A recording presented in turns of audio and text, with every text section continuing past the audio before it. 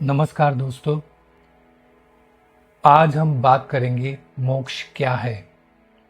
क्या यह मृत्यु के बाद की कोई अवस्था है या फिर इसे यहीं इसी जीवन में पाया जा सकता है। शायद यही सवाल हमारे जीवन का सबसे बड़ा रहस्य है और इसी रहस्य का उत्तर छिपा है कैवल्य उपनिषद में। लेकिन सावधान रहिए, यह वीडियो आपके जीवन की दिशा बदल सकता है, क्योंकि जब मोक्ष का असली अर्थ समझ में आता है तो जीवन वैसा नहीं रहता जैसे पहले था। दोस्तों, हम में से ज़्यादातर लोग मोक्ष शब्द सुनते ही सोचते हैं कि यह मृत्यु के बाद आत्मा को मिलने वाली कोई स्वर्ग जैसी जगह है, जहाँ कोई दुख नहीं, पीड़ा नहीं, बस आनंद ही आनंद है। लेकिन रुकिए, अगर मोक्ष मृत्यु के बाद मिलता है तो फिर इतने सारे संत, योगी और ऋषि जीवित रहते हुए मोक्ष की बात क्यों करते हैं? क्या उन्होंने मोक्ष का अनुभव मरने से पहले कर लिया?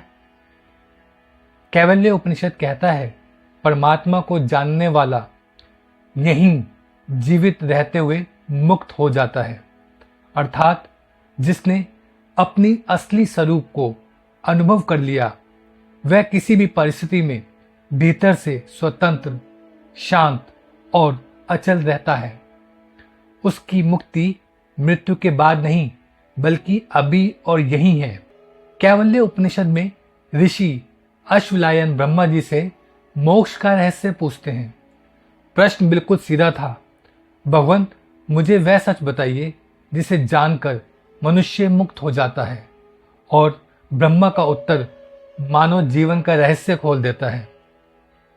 वे कहते हैं, सत्य का दर्शन केवल तब होता है जब साधक अपने अहंकार को भस्म कर देता है। अब सोचिए, हम दिन रात मैं, मेरा, मुझे में उलझे रहते हैं। मेरा कैरियर, मेरा परिवार, मेरी सफलता, और इसी मैं की दीवार हमें परम सत्य से अलग रखती है। मोक्ष की पहली शर्त है अहंकार का विसर्जन। ब्रह्मा जी आगे कहते हैं, तुम वह नहीं हो जो दिखाई देता है, तुम वह हो जो देखता है। अर्थात शरीर बूढ़ा होता है, मन बदलता है, विचार आते जाते हैं, लेकिन जो साक्षी है, जो हर परिवर्तन को देख रहा है, वह कभी नहीं बदलता। और वही तुम हो, वह ही आत्मा है, वह ही ब्रह्म है। अब जरा कल्पना कीजिए, अगर हम अपने शरीर, विचार, भावनाओं से अलग होकर सिर्फ साक्षी के रूप में जीना शुरू करें तो क्या बचेगा? ना कोई भय, ना कोई असुरक्षा, ना कोई मुझे क्या मिलेगा सवाल, बस शांति। बहुत लोग सोचते हैं कि मोक्ष का मतलब है संसार से भाग जाना, पहाड़ों पर चले जाना, सब छोड़ देना। पर कैवल्य उपनिषद कहता है, मोक्ष संसार से भागना नहीं, उसे सही दृष्टि से देखना है। क्योंकि जब देखने वाला बदल जाता है तो जो देखा जा रहा है उसका अर्थ भी बदल जाता है। आप वही काम कर सकते हैं, दफ्तर जाना, परिवार संभालना, समाज में रहना, लेकिन भीतर कोई बंधन नहीं रह जाता। आप क्रिया में हैं पर करता नहीं है। थोड़ा हास्य से कहें तो आप ड्रामा में हैं पर ड्रामा को सच नहीं मानते। अब सवाल है, अगर मैं ऑफिस जाता हूं, परिवार संभालता हूं, तो क्या मैं मोक्ष का अनुभव कर सकता हूं? उत्तर है जी हां। मोक्ष कोई स्थिति नहीं है, एक दृष्टि है। यह भीतर की स्वतंत्रता है जो बाहर की परिस्थितियों से अस्पृश्य रहती है। आप गुस्से में हो लेकिन गुस्से के साक्षी बने रहें। आप दुख में हो लेकिन जानें कि दुख भी देखा जा रहा है। धीरे धीरे यह साक्षी भाव इतना गहरा हो जाता है कि जीवन चलता रहता है, पर आप देखने वाले बने रहते हैं। और यही है जीवन मुक्ति। यानी जीवित रहते हुए मोक्ष, अर्थात मोक्ष जागने का नाम है। अब सवाल उठता है, अगर मोक्ष ज्ञान है तो वह कैसे पाया जाए? कैवल्य उपनिषद कहता है, ध्यान ही मोक्ष का द्वार है।